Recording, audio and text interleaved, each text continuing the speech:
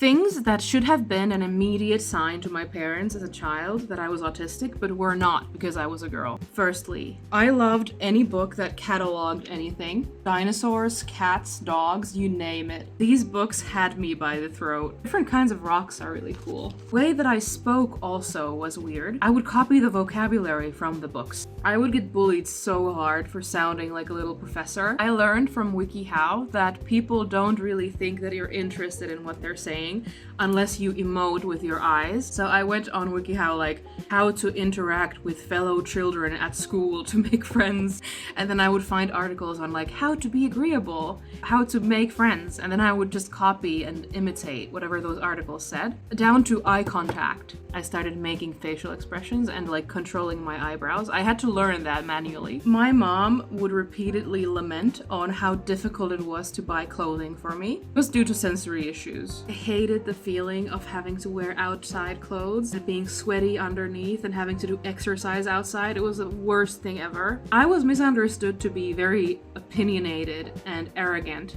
and difficult sometimes because I would ask why we were doing something, not because I was challenging it, but because I just needed to know. I would also get into trouble for making faces at the teacher and having attitude, which always confused me because I did not think that I was being confrontational at all. The final sign, and I think the most visible one, is that I would stim at all times. I would stim everywhere. My main stim as a child would be twirling my hair. I would always have like a pencil between my fingers and I would spin it.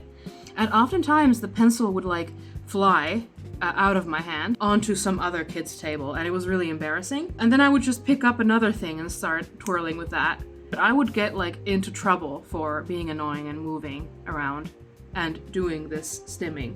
Honestly, I'm not that surprised that my neurodivergence went under the radar for so long.